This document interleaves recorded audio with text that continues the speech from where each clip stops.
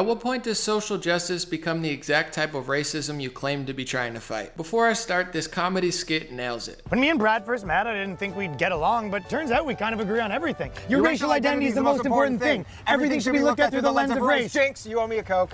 We both have a lot of opinions about people of color, even though we barely know any. I say colored people, but as long as we're classifying them, we both think minorities are a united group who think the same and act the same. And vote the same. You don't want to lose your black card. Sorry, I don't know. I just think we should roll back discrimination laws so we can hire based on race again. Jinx, now you owe me a Coke.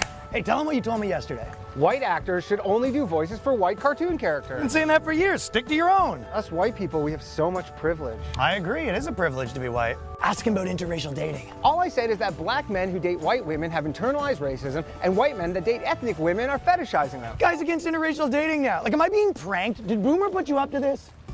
Ugh, you know that taco place is white owned? White people should be making white foods like Kraft macaroni and cheese, no seasoning, not even salt. It's like he's a mind reader. I mean, I've been pushing for segregation forever, and my man does what? I created an improv comedy show exclusively for ethnic people. Guy segregates comedy on my birthday. White people need to stop wearing dreadlocks, and they need to stop appropriating black people's music. Shaved heads and country music, the way God intended.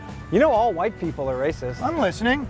Even if you have a black wife or a black friend group, you're still really racist. You know, we just kicked a guy out of the organization for having a black girlfriend, but if you can promise me he's still really racist, we'll consider letting him back in. Black people should only shop at black businesses.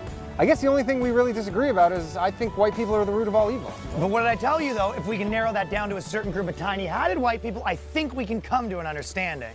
Technically, I don't consider Jewish people white. Neither do I.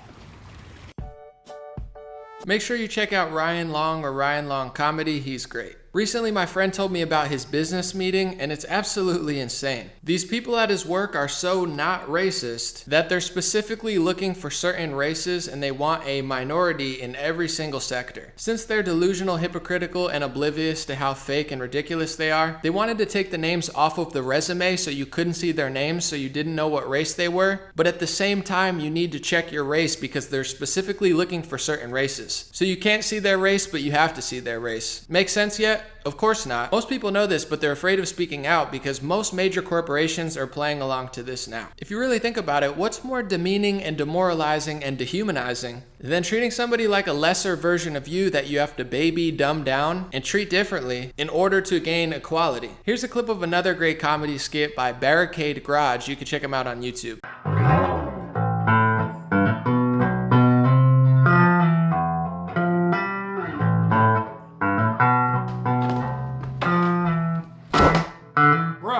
You are so oppressed, bro. You're oppressed. I mean, yeah, I'm oppressed by the tax system, family courts, politicians, the Federal Reserve, lawmakers. Dude, I'm not talking about that, dude. I'm talking about slavery, dude. When my people oppressed your people, dude. I'm talking about the oppression of everyone happening right now, and you're bringing up slavery? Dude, the media hasn't told me to care about anything else other than slavery, dude. You black people are victims to my superior white race, dude. My job as a white ally is to make sure other white people know how much better they are than blacks, dude. This is how we're gonna help you guys out, dude. You literally sound like a white supremacist. Bro, I'm not a supremacist, bro. If I was really racist, do you really think I would remind you 24/7 how oppressed you are and how much more privilege my race has over your race, bro? Huh? Really, bro? If I was really racist, bro, I wouldn't be wearing these Black Lives Matter underwear, bro. I wouldn't have reported businesses for not having a Black Lives Matter mural, bro. If I was really racist, dude, do you really think I would constantly make you feel helpless against my race, bro? By constantly showing you how many times my race kills your race, bro? Come on, dude. A real racist would think we're all equal, but I have white guilt because I understand that black people are helpless without white people, dude. Oh, Charlie! Bruh, who is Charlie, bro? Once again, check him out at Barricade Garage. He's hilarious. I didn't want to play the whole clip, but you could watch it on his channel and you get the point. People are waking up to how disgusting, ridiculous, and backwards this is. And every corporation doing this phony social justice on their Instagram account, I see them getting ratioed in the comment section. A majority of their customers can't stand what they're doing because it's ridiculous, hypocritical, and backwards. Recently, Adidas says 30% of its new US positions will be filled by Black or Latinx people. You can't even say Latino or Latina anymore or Hispanic. Is that offensive? Now you have to say Latinx? What does that even mean? But God forbid you're a successful Hispanic CEO in America who doesn't hate the President of the United States, and then all of a sudden they'll try to cancel you and destroy your business. Of course it backfired like everything they do does, but that's not the point. They still tried to do it. If Martin Luther King were alive and was talking about content of character, these types of people would tell him it's a microaggression and he just doesn't understand what they're talking about. There's no way they could be equal if they don't treat people equally. How dare you want equal treatment, MLK? We're gonna specifically look at people with the vision of race to stop racism and exclude certain people specifically on their race and hire people specifically because of their race to stop people from doing what I just told you I'm doing. What? These people don't make sense, and it's actually kind of funny. This tweet just saw somebody use the term homeless, and my head exploded with an X there. This is modern day left-wing social justice. They care more about X's in the word homeless and Latino than they care about the homeless people that are dying on their streets. In LA County, it's about an average of 3 a day. This is video footage I took from Los Angeles. It's absolutely disgusting. That's why I left the city. And nobody seems to care. Here's footage I took at a social justice women's march of people walking right past homeless people and leaving their trash right next to a tent.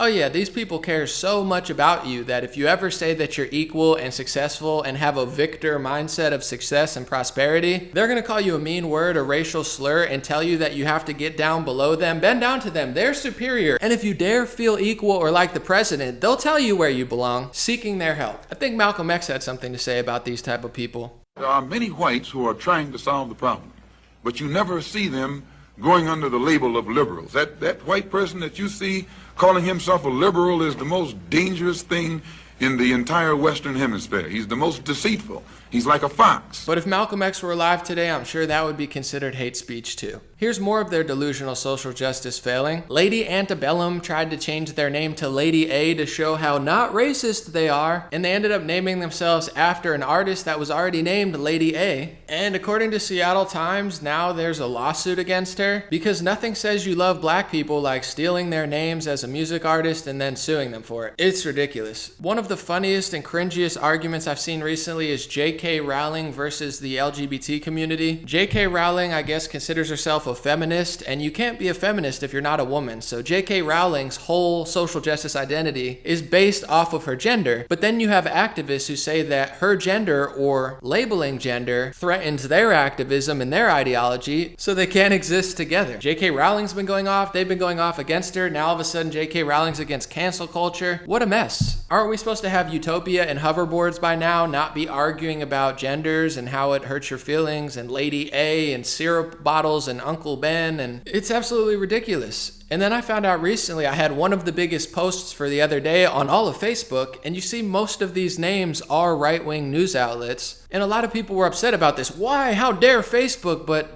do you blame people for going to more right-wing news outlets? I mean, you guys are arguing about Aunt Jemima's face on a bottle, sports teams' names, Lady Antebellum, and talking about how you're never going to be happy until simultaneously gender doesn't exist, but you need your gender to completely define you. Good luck with that. That's why you find in Portland, the Democrat left-wing mayor Ted Wheeler recently got booed by his own people, and so did Jacob Frey, Democrat in Minneapolis. They'll never be happy because they don't understand a grateful mindset and a positive attitude. In fact, they hate that and try to destroy any minority with that mindset. Wow, I guess they really care about you, don't they? God forbid you're Terry Crews and you want to help out and talk about God. Good luck with that. These people are wicked and vicious. So instead of calling everything racist, sexist, xenophobic, anti-Semitic, and Islamophobic, instead of abusing those words to the point where you can't even use them for what they're supposed to be meant for, I think we should all reflect internally, try to be better people before we turn into the exact type of person that we claim we're trying to fight. Somebody that doesn't want to treat people equally and judges people solely by their skin color instead of the content of their character. Thank you so much for watching. If you'd like to support my videos, I have a Patreon channel, patreon.com/raretalk. I have a Facebook supporter thing. And the most important thing you could do is have an amazing day, enjoy yourself, and don't let the fear get to you. Fear actually hurts your immune system. The more you know. Have a good day.